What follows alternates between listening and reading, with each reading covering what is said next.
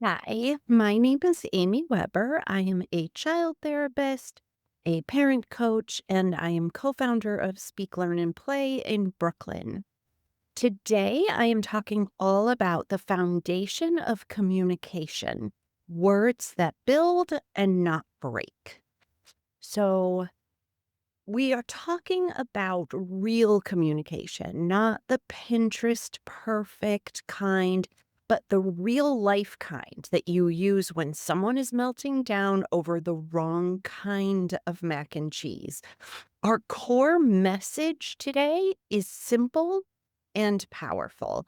Our words can co regulate or escalate. Language shapes safety.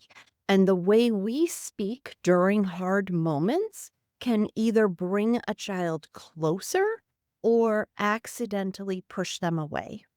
We're going to cover today how to shift from commands to collaboration, phrases that validate and guide at the same time, and the role of tone, timing, and brevity when kids are dysregulated.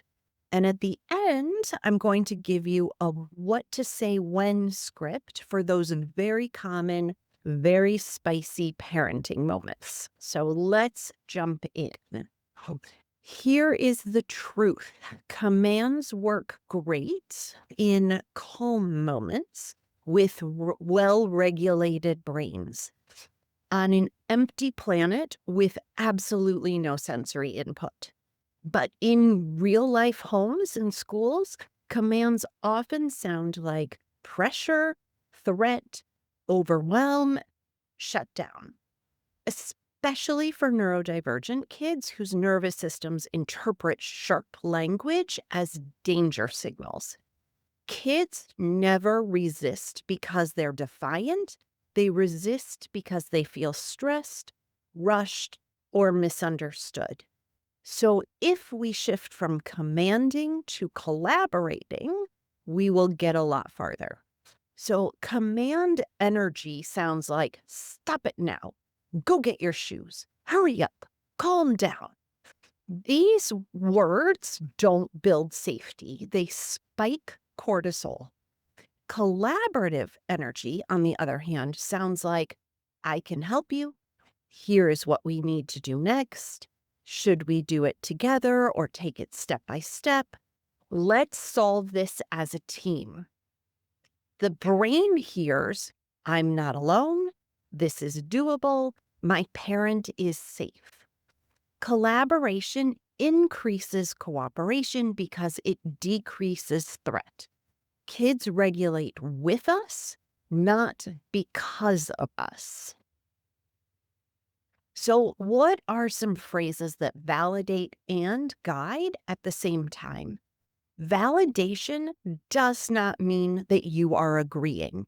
It means you're acknowledging reality from your child's point of view, which instantly softens their defenses.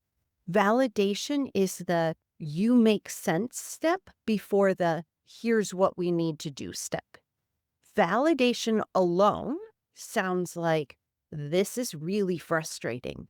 You wanted that to go differently. Your body is having a really hard time right now. Guidance alone sounds like we need to leave now. It's time for homework. Let's clean up. So when we put validation and guidance together, we get pure nervous system gold. So here are a couple examples. This is hard, and I can help you with the next step. You're upset about the blue cup? We can switch it or take a breath together first. You don't want to do homework. Let's start with just the first part. Your body is overwhelmed. We're going to pause, then try again. These phrases do two things at the same time. They mirror the feeling and they shape the direction. Kids never need a lecture. They need attuned guidance that says, I see you and I'm leading us forward. So when a child is dysregulated, their quote unquote thinking brain is basically on airplane mode. You can talk all you want, but nobody is receiving your messages.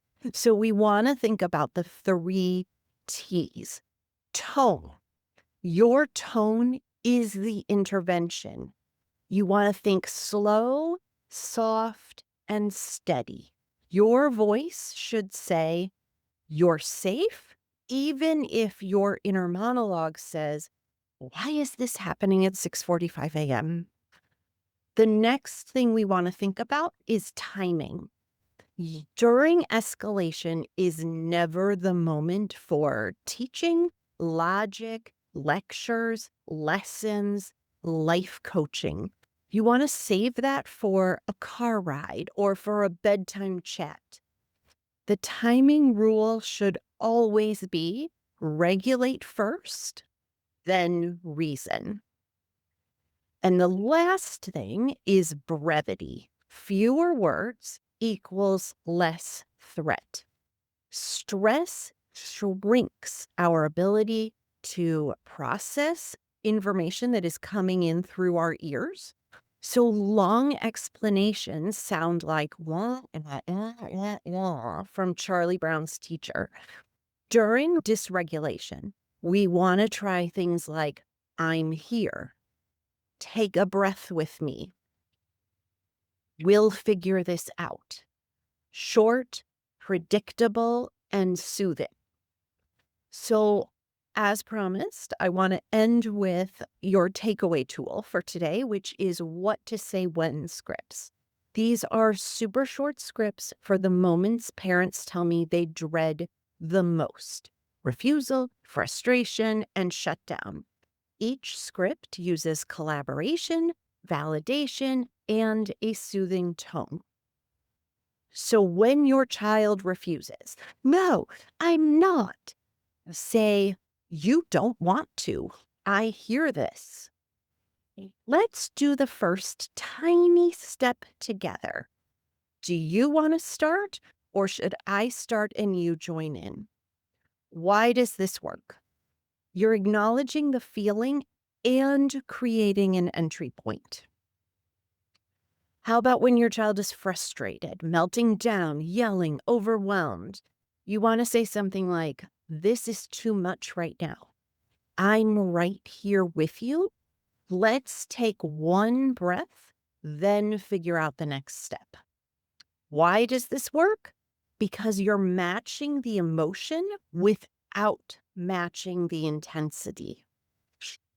And how about when your child is completely shut down? They're silent, they're hiding, they're avoiding.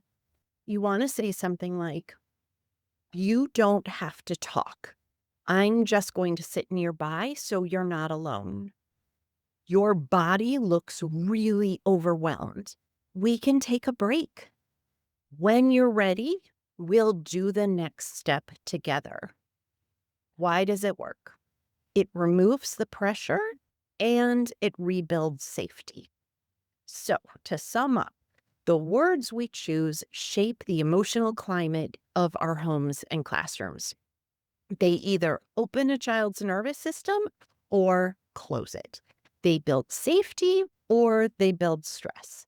When you shift from commands to collaboration, when you validate and guide, and when your tone and timing stay gentle and brief, you give your child the greatest gift, which is a communication style that regulates, not escalates.